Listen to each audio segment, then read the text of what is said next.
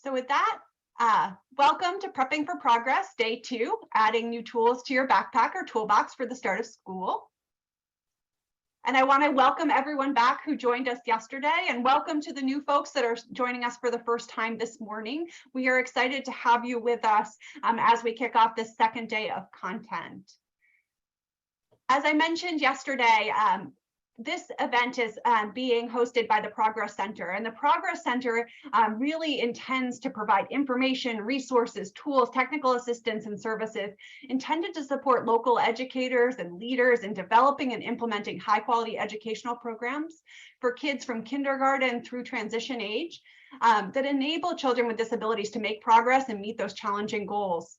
So we talked a little bit about kind of how we're structured around our knowledge development work, really understanding the context of special education in the field, what we can learn from research and policy and experiences from educators and leaders and parents and students to help guide our work. We also partner with a set of partnership sites, and we have some representation from our partnership sites here with us in this event as well, but we work with them to really problem solve this work and learn from them alongside and test out some of the materials and information that we've been sharing across these past 2 days.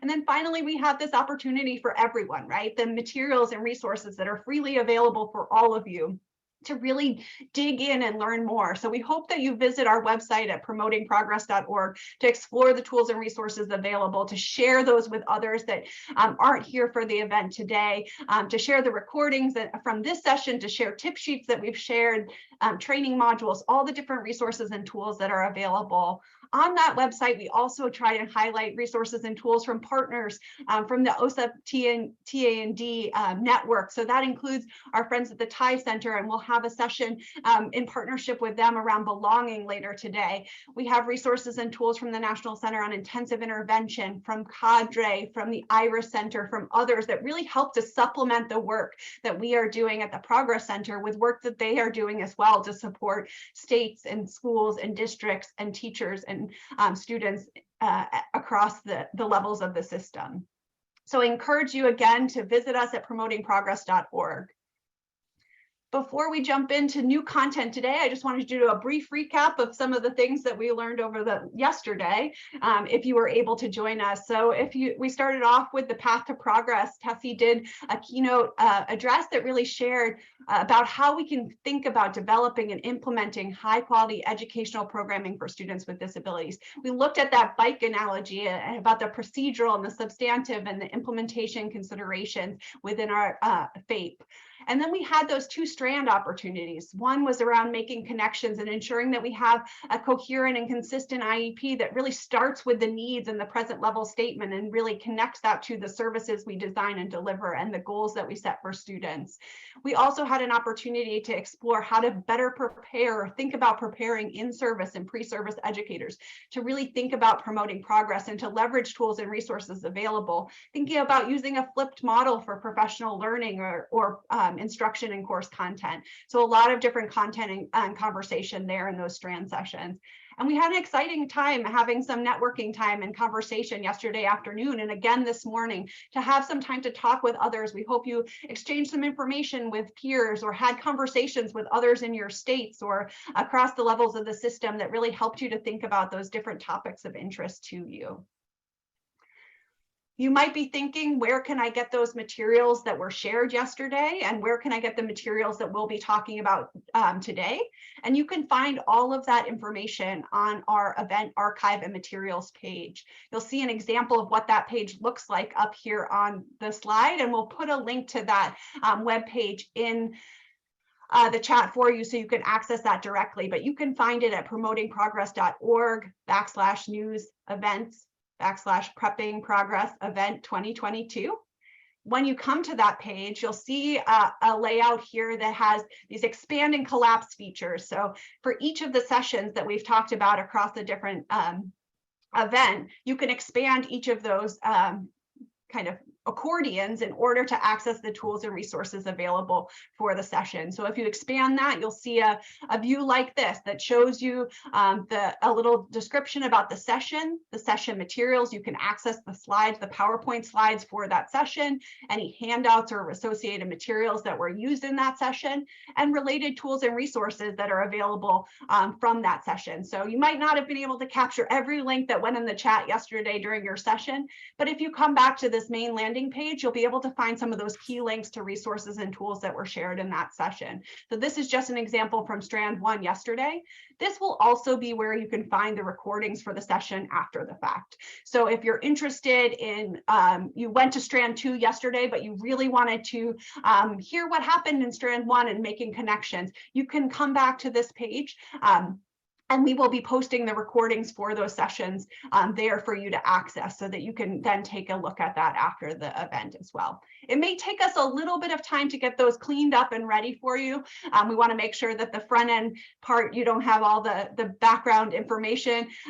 We'll take out any breaks or conversations that were had in breakout groups so you don't have to sit through some dead time, but we'll get those recordings up and out for you as soon as we can, and you'll be able to find them right here on this page. You'll also be able to find them on our YouTube channel. So if you want to follow us along on YouTube, you can do that as well, and that will help you to find out when those resources and tools are available. We'll share it out to our social media. We'll share it out to our newsletter and email as well. If you're thinking, gosh, I can't remember where that link is, it's hard for me to remember that long link, or I didn't take it or track it down, you can find it as well, the same page in the toolbar on the top of our Progress Center website. The Progress Center's toolbar at the top says development, implementation, news and events, resources and tools, training, about, and contact. If you go to that news and events tab, you'll see there's two drop downs. One is what's new. That's where all of the new updates for an upcoming event or a webinar or some activity that is happening will be posted. And then underneath that, you'll see the Prepping for Progress 2022. If you click on that one, it will take you to this landing page for the Prepping for Progress event archive and materials. So you can find all of that easily available for you right there on the website. Now, before we really jump into new content for today, I'm excited for the day. I want you to take a second to reflect, if you were here with us yesterday, on something you were excited that you learned yesterday and some questions that you still have. So I'll give you a little bit of time to start jotting those down. You can put them on a paper next to your, that you just want to take note of. If you want to share those in the chat, we can do that as well. We'd love to hear from you.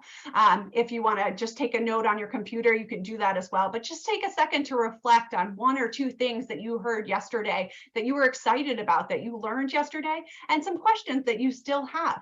What more do you want to know? What else could you want to explore a little bit deeper? So take a second to think about what are some of those things that excited you. I heard a lot of good conversations yesterday, so I'm excited for that.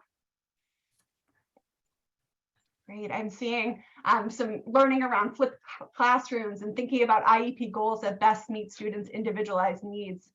Love that. How important the PLAF statement is, right? We spend a lot of time in that Strand session, if you joined us in that session, really focused on the students' needs and developing a coherent story in our present level statement to help guide the rest of our IEP. Wonderful. Keep those coming. Please keep reflections going as we keep going forward. But with that, I just want to share a little bit about who's going to talk today. This will just be a brief introduction, and then we'll also introduce our panelists because we're excited to have a panel conversation during the session today. As I mentioned before, I am Amy Peterson. I'm a senior researcher here at American Institutes for Research and lead the Universal Technical Assistance work for the Progress Center. And I'm excited again to be joined by Dr. David Emenheiser, who's our project officer for the Progress Center at the Office of Special Education Programs at the Department of Education. And then we'll also hear from Donna Sacco. And some of you might have heard Donna talk yesterday in the Strand 2 session, but Donna's going to help facilitate our panel conversation with our great panel of stakeholders later in this session today. So Donna is a senior TA consultant, both for AIR and at the Progress Center, that really helps to do some of that intensive partnership work for the center. So we're excited to welcome Donna a little bit later on to facilitate our panel conversation and introduce our panelists. But with that, I'm going to briefly turn it over to David for a welcome for day 2 of this session. Thanks, Amy.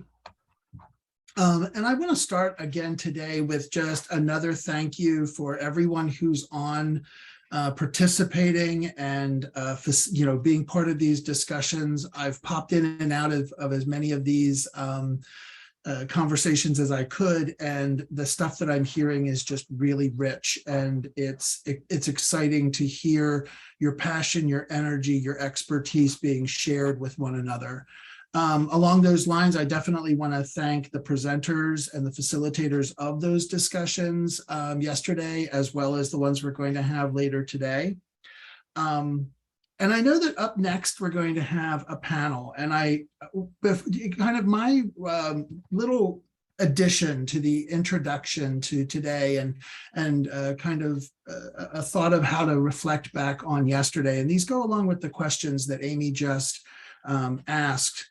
Is I love the name of this event, New Tools for Your Backpack, because, I am a commuter. So, I never had a backpack when I went to high school. I'm old enough that just was not the trend. I just did the big stack of books under my arm. But as a commuter, I have a backpack. And in my backpack, I have an umbrella, and I have medications, and I have the wipes for my glasses, and I have earbuds,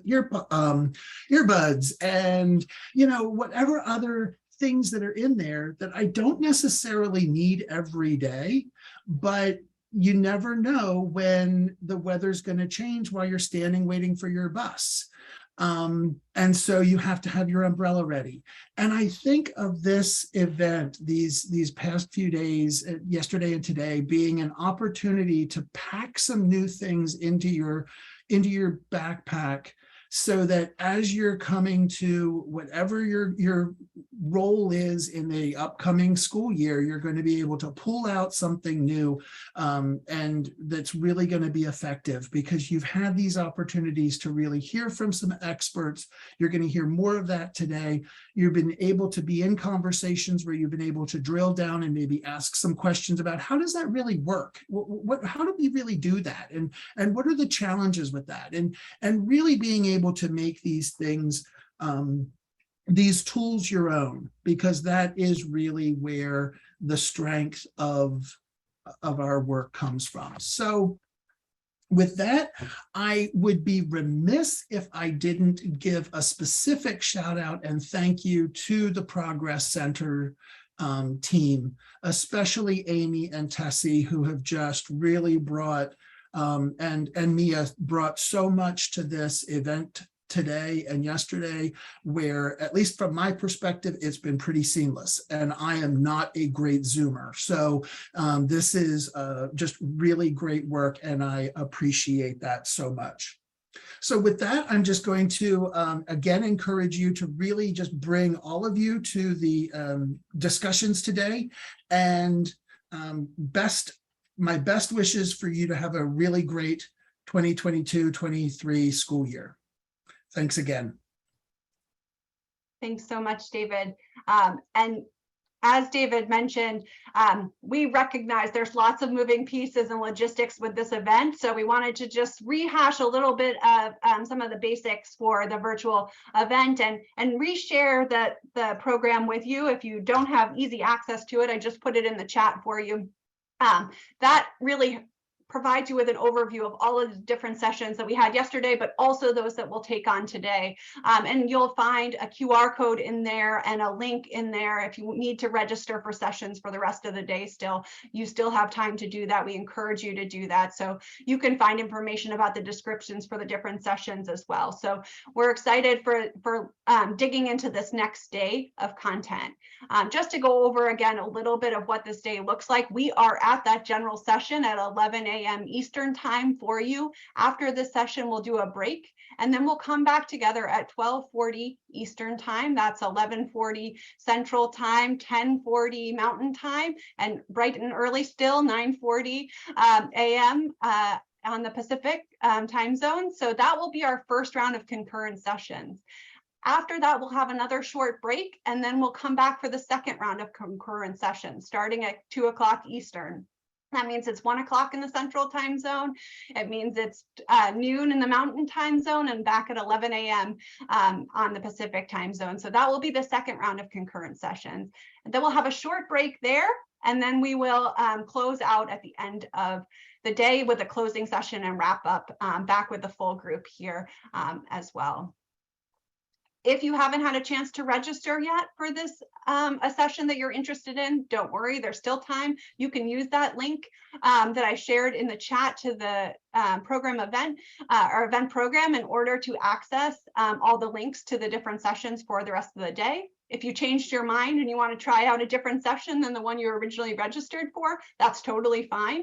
You can definitely still register for another session there, join that session, and that will be great. We'll really appreciate it. So take some time during the break if you need to register for the sessions for the rest of the day that you're interested in. For those concurrent sessions, I mentioned this yesterday, but I wanted to just clarify for everyone that those sessions will run 2 times. So the same 4 topics that you can see up here on the screen: belonging, family engagement, and partnering with families on the path to progress, the importance of implementation and fidelity. Did we do what we said we would? And providing a free, appropriate public education lessons from the due process hearing front. All 4 of those sessions will occur both at the 12:40 Eastern time frame and then again at the 2 o'clock time frame. So you can choose 2 of those 4 sessions to attend. If you're interested in more of those sessions than the 2, you can watch the recordings for those other sessions after the fact as well. As I mentioned before, they will be posted and shared on the event. So we definitely encourage you to join one of those sessions or both of those sessions if your time allows. You can again see up here the transition for the time zones. I realize that I live by my calendar, my calendar reminders and all of that. And so the download for when different sessions happen just automatically was an assumption for me. I'm not sure everyone also lives by their calendar in the same way. And so we want to make sure that everyone's clear on what's happening when and what time zone. We know there were some challenges and confusions with that yesterday. So hopefully this will help clarify some of that. If you missed a session yesterday because of a time zone issue, again, those were recorded and will be shared after the fact so you can access that content and information. So if you're on a different time zone, go ahead and mark on a quick note for yourself about when these different sessions happen so that you make sure you'll get to the session at the time that you're interested in. I mentioned this yesterday, but I want to share again that our go-to technical support expert with any questions with technology, with session materials, with accessing sessions, please reach out to Mia. She has been doing a lot of work behind the scenes to keep this event up and running and moving smoothly, as David mentioned, but she's also our go-to person if we have any challenges or questions throughout the event. So feel free to email her directly. Her email address is up on the screen here. We will put it in the chat for you as well, but you can find her at mmamone@air.org. If you have any questions, don't hesitate to reach out to Mia. She will make sure you get to where you need to be. And I just wanted to feature a couple of the tweets that came in yesterday on the Promoting Progress 2022 hashtag and encourage people, if you are a Twitter user, to definitely keep those messages coming. We want to kind of challenge you to have even more messages today, sharing what you've learned in these different sessions, sharing resources and tools, sharing information that you found useful, and follow along with your friends from the event to learn more about kind of what they're hearing and sharing as well. Connect with us on Facebook and Twitter at K12Progress and use that hashtag Promoting Progress 2022 to keep that conversation going. If you're interested in sharing about thinking about our goals fair or those key questions to consider when you're designing your present level statement, please use that space in order to share information and resources that you're learning across these days as well. So excited to now turn it over to Donna to facilitate this panel conversation, because that's really the excitement of the session today. But Thanks, don't hesitate. If you have any questions, reach out to us in the chat. Thanks, Amy. I am so excited. I'm so fortunate to be able to share this session with these panelists, discuss our theme. It takes a team to promote progress for students with disabilities. These panelists are going to share their perspectives and stories with a focus on what it takes to implement high-quality educational programming that promotes progress for students with disabilities as a team. So Mia's going to go in and pin all of our guests, but I learned by meeting with them that it's best to have them introduce themselves, because that becomes awesome. They have so much more to say about what they do than I could ever begin to tell you. But I'll give you a little hint to start. We have Billy Pickens. He's a young adult, and he works at the ECAC, Exceptional Children's Assistance Center. We have Nicole Bucca, who is a parent, and she also is an implementation specialist in Rhode Island. Sherry Dukes is Director of Student Services for J.O. Combs Unified School District. Andrea Boykin, Manager of Assistive Technology in the District of Columbia Public Schools. And then we have Amy Campbell, who's a special educator and was the 2020 Washington State Teacher of the Year. Now, we're flexible, we are educators, and I'm going to say that Sherry and Andrea may have to join us a little bit later. Being in the school districts, Sherry's school started 3 weeks ago and she had an emergency this morning, so I'm hoping she's going to pop in as soon as she can. Same thing with Andrea. She's being called as an expert witness, and that was a last minute thing, and she's hoping to be done in time to join us. So, you know, we're going with the flow today, but we have some awesome panelists, the other three here with us. Mia, let's take down that slide and just open it up and pin. Can we also pin me and Nicole so that we can see who's speaking here? And Billy, I'm going to ask you to introduce yourself. I got to know Billy when I was a professor at the University of North Carolina, Charlotte, and he would come to my classes and talk about what it's like to be him and his experiences. So Billy, give us an introduction. Well, thank you for your amazing introduction, Donna, and thank you to the Progress Center for allowing me this amazing platform. I haven't gotten a chance to hear all the sessions, but hearing what I'm hearing so far, I'm definitely going to go back and check out the recordings at a later time. But anyway, hello, everyone. My name is Billy Pickens, and I am the Youth Outreach Coordinator at the Exceptional Children's Assistance Center, as Donna mentioned. That is the Parent Training and Information Center for North Carolina. So they serve families that have children with disabilities, and from birth to 26, and they help them with IEPs, 504s, anything really school related, getting through school. But I have the amazing job of helping the youth, and I mentor youth. We have a youth advisory team, so we meet and do webinars together. We've actually done a webinar for the Progress Center that I believe is on the website, so I get a chance to go check that out. But we also have a newsletter, and so I mentor youth and youth with disabilities. So part of the reason I do that is also because I myself am a person with a disability. I'm totally blind with progressive hearing loss from a rare genetic condition called noise disease, which affects the retinas of the eyes and the inner ear cells. And so I've had that since birth. And so, you know, I have firsthand experience, and I feel like it's my purpose to pass that down to others. And so I'm definitely excited to give my perspective, and I love that perspective of team effort. I'm definitely looking forward to sharing my story with you all. And you may have heard some of Billy's story in our Stories from the Classroom yesterday in the opening session. And if not, we'll put that link in the chat box for his video on Stories from the Classroom. So our next, Nicole, I don't think you're pinned right now, but I see you there, Nicole Baca. Why don't you go ahead and introduce yourself? Hi, I'm Nicole Bucca. I'm a parent of 2 children with IEPs for autism spectrum disorders and some related disabilities. One of my sons is intellectually disabled, and the other son also has significant anxiety and some of the common comorbidities that come with the spectrum disorder. As a parent, I was an educator, a special educator before I had children with disabilities. It's been a very interesting evolution for me to experience it on the other side of the table, even though we're all on the same table. But I've learned a lot, and I just recently have even expanded into running for the school board in my community, because that's how much I feel that the lens of children with disabilities is not really a focal point systemically. So I look forward to sharing with you my reflections today. Thank you. Thanks, Nicole. And next we have Amy Campbell. If you could introduce yourself, Amy, that would be great. Thanks, Donna. So my name is Amy Campbell. My pronouns are she, her, and I want to give just a super brief visual description of myself for participants. I'm a white woman with brown, straight hair about shoulder length. I have purple rimmed sunglasses and a slightly larger than average nose. And I'm joining you from Vancouver, but I teach in Camas, Washington, and this is my 15th year as a special education teacher, serving students with moderate to profound disabilities.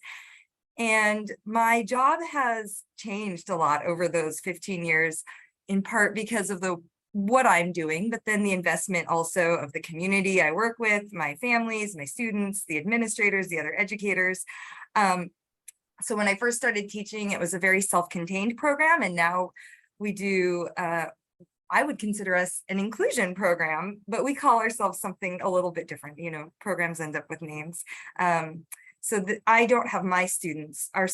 I share students in the school. There are students, and it's a really fabulous experience. And my work around inclusion brought me recognition in 2020 as the State Teacher of the Year. And I've got to spend the last few years really advocating around inclusionary practice. And I've gotten a lot of fun experiences that have helped me understand the impacts we can have at a variety of levels. Nicole, I love that you're running for school board, because they're all the way, I don't even want to say top and bottom, because there isn't a top and bottom, it's lateral. It should all be equal contribution, family and policy, community. We're all making an impact. So that's me. Thanks, Amy. And while you're talking about that, you were just invited by the state to, you want to talk about your work in attracting and retaining special educators, and what the state invited you to work on? Oh dear, which project is this? So I was just I do a lot of things. Are we talking about, I was recently appointed by the governor to be on the Professional Educator Standards Board. Yes, that's what I'm talking about. Yes, and that has just been amazing. And a passion of mine, right? How do we bring this special education perspective into the decision-making around teacher credentialing? And so how do we bring that into the conversation? What do we need all educators to be able to understand, to be able to serve all students? And so I went to my first PESB meeting with the state of Washington, and it was very exciting.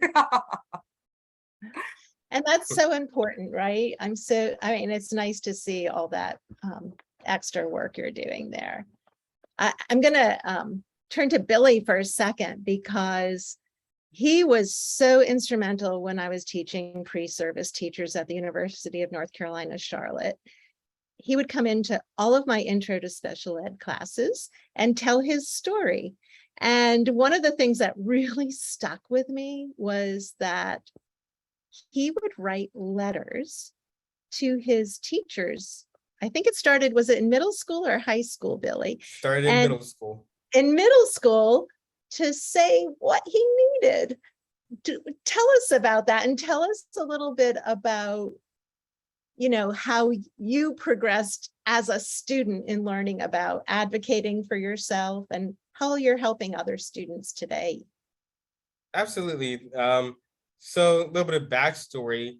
I chose to go to a public school. So I was in a mainstream classroom, really from kindergarten to 12th grade. However, the first few years of my schooling, I was also getting help from the TVI, which stands for Teacher of the Visually Impaired. So I would go to the TVI room, I would learn Braille, I would learn O&M skills, which stands for Orientation and Mobility. Actually, I started that in preschool. But I would learn how to use a cane and how to navigate hallways and navigate outside independently. So I was learning all these things. But I think one of the things that early on, naturally, I didn't focus on, and I knew how to share my disability with others. I knew how to talk to people. But when it came to asking for what I need, wasn't really and still not a very confrontational person. So I wasn't always out there expressing my needs or talking to my teachers. I let my teachers and parents do it for me because that was the easiest route. I didn't go to my IEP meetings at that point. So in elementary school, this really worked. It wasn't really a huge issue in elementary school. But then I got to middle school, and there really began, as the work got harder, especially in certain subjects like math, which is a very visual subject. It really became difficult because my teachers and parents were communicating, but there was little communication with me specifically. And at the time, I didn't always know what I needed, but at least I knew what may have worked for me at that time. But being that I wasn't confrontational or didn't want to address it, I didn't say anything. And it really led to a big communication breakdown where it got to the point where my parents were ready to remove me from public school, put me in the school for the blind. And I was, pretty upset about that. I was like, I don't want to leave my friends. I have all these people I've met here. And so one of my teachers actually stood up for me. One of the things that he said that really stuck with me, my math teacher, he told my mom, and I wasn't in the meeting to witness this, but apparently he told my mom that that she was basically keeping me from succeeding by not allowing me to have a voice. And it really made me realize the importance of my voice and the importance of speaking up. And so when I was in seventh grade, got through that year, when I was in seventh grade, my VI teacher started mentioning advocacy. And I never really heard the word before, but she said, you need to start speaking up for yourself and sharing yourself with your teachers. And I said, I'm not really someone who likes to verbally speak up all the time. So she suggested you should write a letter. And so I started writing letters to my teachers. I started talking about my accommodations, what I needed. But most importantly, I said, if you have a question about me, it's important that my parents are involved. It's important that my teachers are involved. But let's work together. Let you and I work together directly to come up with a solution. And it really made teachers feel comfortable communicating directly with me and really had that one-on-one relationship with teachers, which really helped them really show me that they cared and helped us work together to find solutions. And that worked for me. And so I wrote letters all the way through high school and all the way up through college. And it was something that really helped me have that one-on-one communication with teachers and feel more comfortable expressing my needs and accommodations. Thanks, Billy. It makes me think, and Nicole, I thinking about your boys and, the kind of inspiration that perhaps, at least with one of your students, I think one of my biggest regrets as a teacher was that perhaps I didn't help students speak up for themselves as much as they could.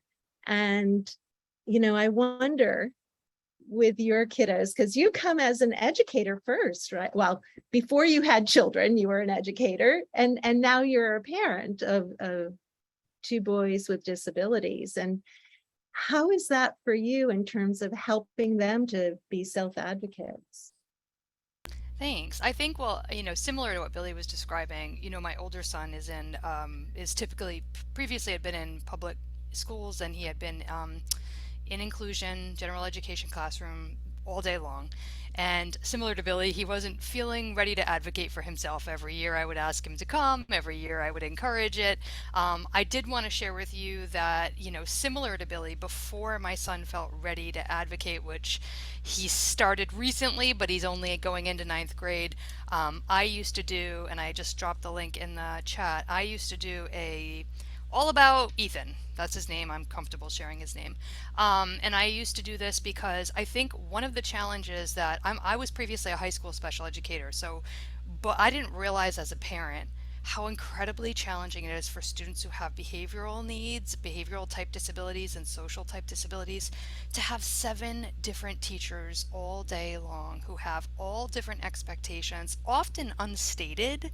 So my son, I mean, imagine someone who has trouble with social cues, but has to change socially every 50 minutes. And that's just the adult, not even the peers. So like many kids on the spectrum, he started to develop a lot of anxiety and behaviors that resulted from that fight or flight experience. So I would ask for my son's input into this one pager front and back, which I know is a lot. And I would say to him, like, what picture do you want to put? What strengths do you want me to tell your teachers about you? And then I would share this. And I did find it really helpful.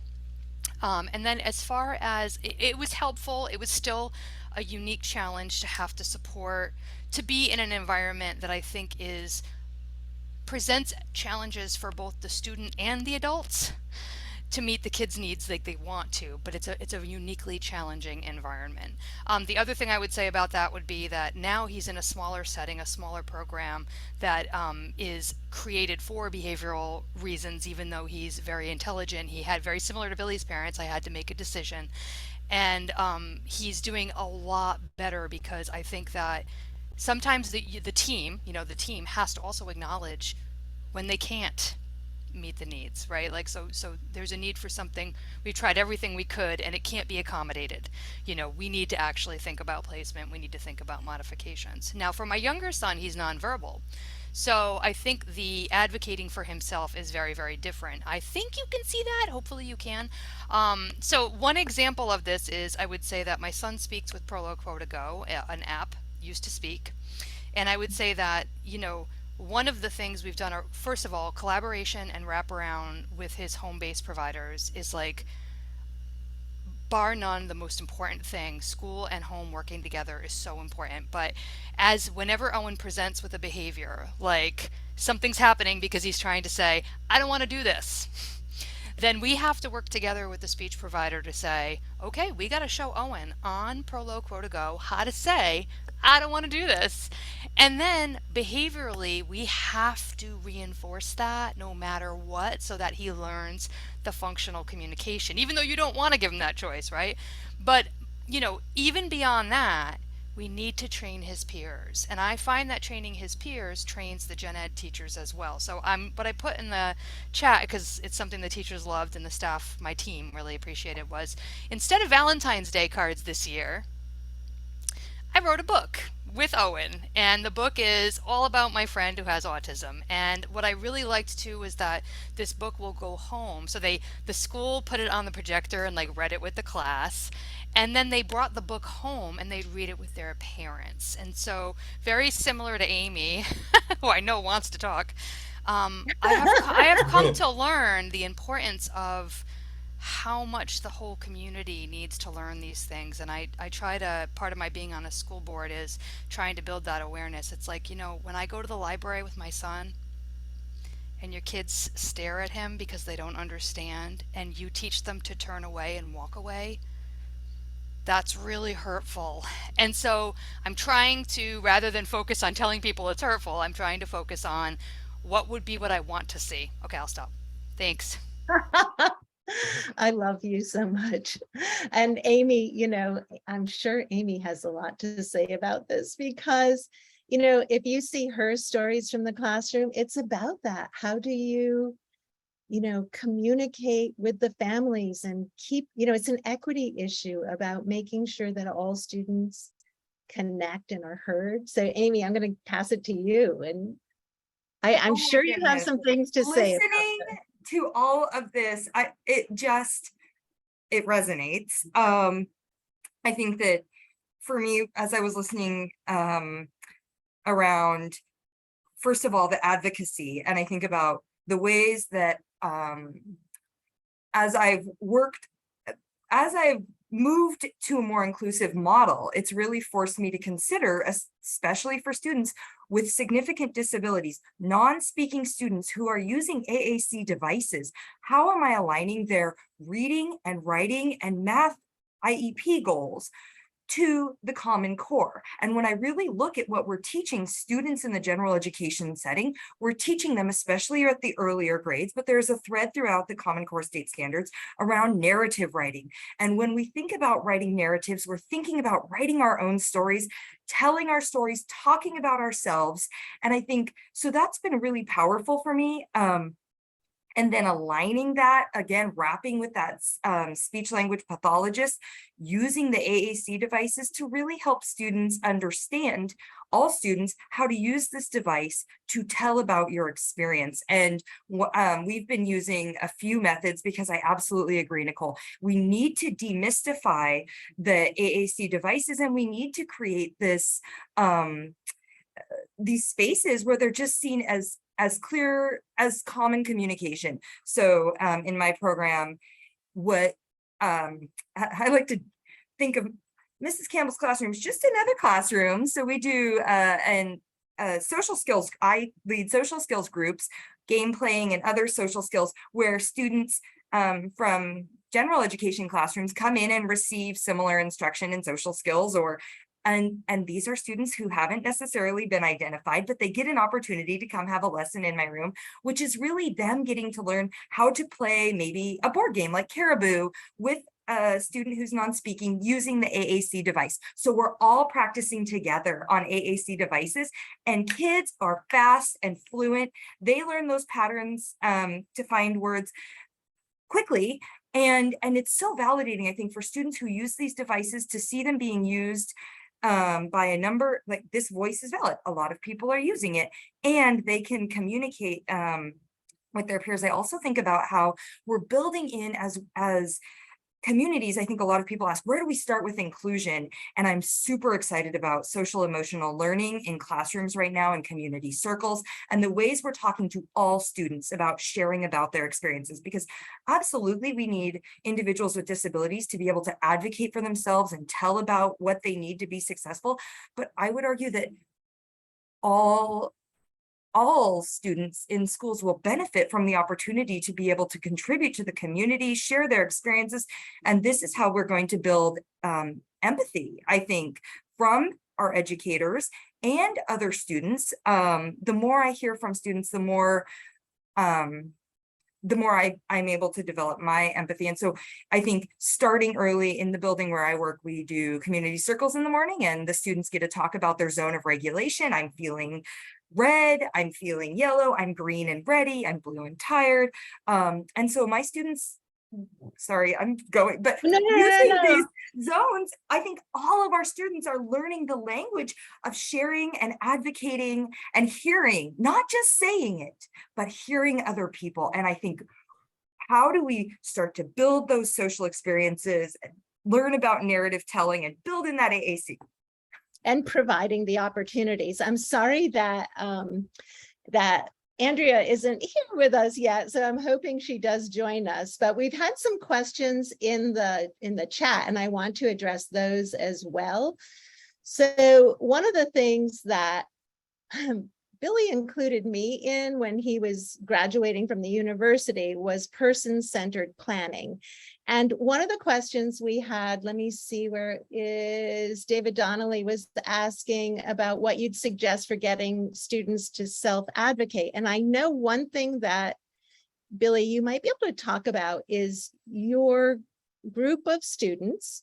And actually, they talk about student-led IEPs. They're having another session. Maybe you could do a little talking about how you would suggest students self-advocate, but also the work you do with students right now in your group, in your youth group. Absolutely. So I think, like everyone mentioned, I think it's definitely important to start as early as possible. And one thing I've learned, even though it took me a while to start, I mean, I feel like I started at the right time, but it took me a while to start, but it really impresses me how much in the work that I do, I work with young people who start as early as 5 or 6, uh, contributing to their IEP in some way. Even if it's just going and sitting in the room and just hearing what is said. So I think it's really awesome to see that happening. I think it's important to start as early as possible. And even if you don't know everything yet, just like like Amy was saying, how are you feeling today? What will help you? What will help you get to where you need to go? And just making them feel in control. And that's one thing that I really tried to express to my youth on the team. We get together, and one thing I love is that we plan webinars, we plan all these events, we plan all these great things, but one thing I care most about is them. And so anytime we get together, the first thing that's always on our agenda is welcome and catch up. And it's amazing how much they go through during high school. I feel like I'm not that far removed from high school, and yet I kind of feel old hearing some of their stories. But it's really amazing to kind of get to know them and have people that may come in and they're like, yeah, I don't know if I'm going to be part of this, and they realize they have a voice and their voice matters, and they really speak up and they really share their heart and their story and what really matters to them. And so I really try to give them as much control as possible and expressing how they feel and what they want for their life, and really encouraging them and making them feel not intimidated, but feel like they have a space to do that. And so that's really important. But Donna mentioned, the person-centered planning. Person-centered planning is another great way, and it's something that my mom also works part of that. She made sure that I need to mention that it's works with East Carolina University, a partnership through East Carolina University and the Exceptional Children's Assistance Center. And so what happens is there's specialists at East Carolina University who can actually come out throughout the state, and they can focus on it's person-centered, which means it's all about the person. So I believe students in high school can do it. I did it in college. And what it is a gathering of students, friends, family, anyone that matters to that person. And they can come together and they can come up with strains, come up with challenges, and they can form a plan as to how that student can proceed going forward, or how that individual can proceed going forward in life, whether it's career, whether it's life choices, especially after the IEP expires, which it expires after high school. I think it's something that, and also the cool thing about the person-centered planning is it's more personal. It can focus on not only what you do as a career educationally, but in life. Like, for example, I've really been into content creating and podcasting. So one of the things that my person-centered planning focused on was how to get me an internship at a radio station. And it just so happened that one of my friends who was there actually knew someone who worked at Seacrest Studios at the Children's Hospital. So I was able to get an internship there. And so it's really awesome when you really bring all these people together. And that's just going back to that word teamwork and really connecting with others, and really, because you never know who you might meet through those connections. Yeah, all these institutions are important. You shouldn't definitely shy away from getting help from voc rehab or whoever. But to me, the most important thing for me was always connections and finding people in those fields. I know that's a lot, but just a few little tips there. Billy, Amy's been putting links in because we do have the webinar that y'all did on student-led IEPs, where the students led the webinar. We have that linked on our website. Amy also put in a link for person-centered planning. Yeah, please, Nicole, piggyback on what Billy just said. Well, I want to say a couple things that Billy said really resonated with me when I think about my children. So, the first thing that I took away was, the importance of empowering them and empowering their voice. So just as an example, when I had spoken to you a little bit ago about how my son, who's nonverbal, who speaks with an app, might be presenting with a behavior, some approaches would be like, well, we need to stop that behavior. No, our approach is, okay, we got to empower that voice. What's happening is his voice is not empowered, so we have to give him a way to say that, which is, essentially what Billy's also saying is people have to recognize that my voice and pushing me to advocate matters. And I would say also that for my nonverbal son, that it also resonates to his IEP in the sense that I tried to encourage, even as young as preschool and kindergarten, us to start the IEP with the transition plan in mind, which I have to tell you, people were like deer in headlights, like, what? You want to talk transition and preschool? And I'm like, okay, so realistically, my son's been in speech therapy, and it is clear that speaking is, in the traditional way, is not going to happen, right? So, we were like, there's no shortage of things we could do specially designed instruction on. There's plenty. So how are we going to prioritize what we work on? And so my husband and I would say, okay, we believe that Owen would want, supervised, but as independent as possible living.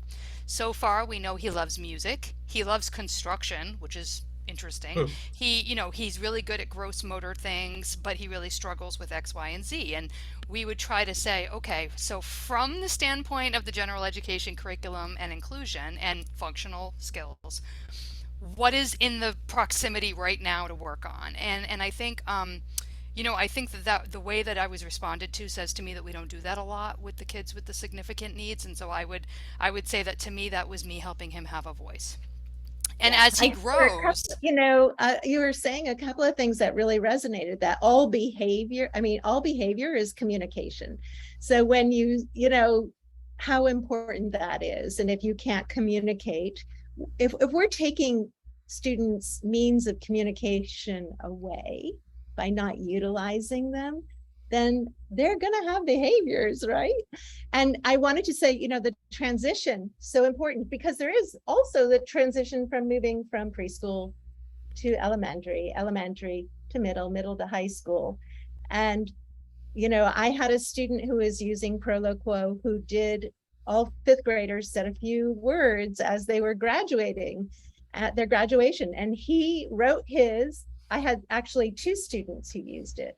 They wrote their graduation speech, 3 minutes on their Proloquo, and it was powerful for the whole school. The school had learned to communicate with them. So, Amy, I think you probably are, I know you work with students who are nonverbal all the time, and that connection is so important. I had a feeling you wanted to say something. Can I just say one thing that you just said, Donna, was I also think we tend to think about the problem behaviors with our nonverbal students, whereas I'm also pointing out that the things he clearly enjoys is a behavior that says, if I had a voice, or when I do, I will tell you I like this.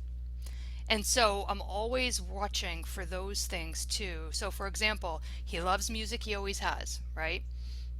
When we talk inclusion, and he also likes sports, gross motor. When we talk inclusion, I'm immediately like, if he had voice, which he kind of does, he likes music and he likes gross motor. That's where we should be putting him with peers. Okay, I'm done. Sorry, Amy. No, look at the comment. I want you to see the comment. I'd love to know how Nicole was able to help her son's teachers understand that SDI is much more than accommodations and modifications, that it's about instruction. How did she do that? I think I've been a change agent. I don't think I've always been a very liked at sometimes change agent, but I believe that after I move on from teams to move to next teams, what I hope people say about me, what I believe they say, is that I didn't always like where we were going. I didn't always agree, but after I tried it, I think I understood better what she was trying to do. And I think from my standpoint, I think I've gotten better at articulating. Like sometimes I think in the past I kind of just sort of came in like a bulldozer of like, I'm only about my child, and now I've really tried to understand a little bit more about where other people might not be getting it. And I think that just took time. You know what I mean? Like that just took me some years of understanding the culture that my kids are in. And that's also part of why I'm a school board member, because I think the culture that I am in is run locally, and I want to see a culture change. And it's not the fault of the adults. Nobody's bad. My system is not bad. The educators are not bad, but my kids are in it now. So I don't have a decade for us to change pre-service. Like I just have to say, and I think I've gotten a lot better at starting from him, like really trying to be like, okay, let's focus on Owen. And I've just gotten better. But you're right. I mean, when I describe you, starting from the end in mind wasn't their process. Yeah. Every team member came to the table with their own thoughts on what we were going to work on. They were all disjointed and like, they didn't really have meaningful application in the community. And so it's been a big change. I just want to say we've got a 3-minute warning and I need a minute just to put people out so they know what's happening for the rest of the day. But Amy, I know you're connecting with parents as well, and maybe you have some last words real quickly to give teachers to encourage that SDI work. And I totally agree with Nicole, and starting with the end in mind, I don't know if I have enough time. I had a parent come to me, 5-6 years ago, and they said they wanted their significantly disabled son, multiply impacted son, to go to college. And it really struck me. I was glad that they'd started with this conversation as a 3rd grader, but it forced me to really look at what would it take for him to go to college and start to align those IEP goals. I looked at the ROAR program, yes, the ROAR program, and there was a fact sheet that said he needed to be able to use a calculator, and he needed to be able to, manage a schedule, and suddenly we were writing math goals and reading goals and writing goals because we knew it would take him many years to gain these skills, and he's already making significant progress. And I think being able to hear that and work collaboratively with parents and not be afraid to ask and let my own perceptions or barriers interfere with what we can be working on, because really the skills we added to the IEP weren't going to ever hurt him. They were going to build for him. And Kathy's reminding us of that question that we brought about yesterday. What do we want for our students? What do we want for them? And Billy's video is all about high expectations. And that's another thing, like, whoa, there's hope. You can have high expectations and include families and students in it. Guys, you all are amazing. I wish we had another hour to speak to you. This has just been great to hear from you. I'm sure you have so much more to share, but I'm going to go back to the slides, say thank you so much, and read the comments in the chat, because there are so many kind comments in the chat to all of you. So we're going to go back to the slides just so that I can let's see, Mia, let's see. Donna, let's skip going back to the slides, but because we only have 2 minutes left, but I do want to just plug for people. One, Donna has shared a number of folks, both Billy and Amy have stories from the classroom videos. We will put a link to that in there. It's on that landing page too, if you want to access those. Nicole was also actually in one of our webinars last year with some of the members from her son's IEP team. So you can hear her more there. And we wish maybe we need to reconvene this group again for some longer conversation, because I think I could listen to them forever. So thank you all for your presentation and your sharing. I see lots of shout outs going out in the chat. I want to remind you guys of 2 things that I'm putting in the chat. One, our next round of concurrent sessions will start in 40 minutes. So at 12:40 Eastern, 11:40 Central, 10:40 Mountain, and 9:40 Pacific.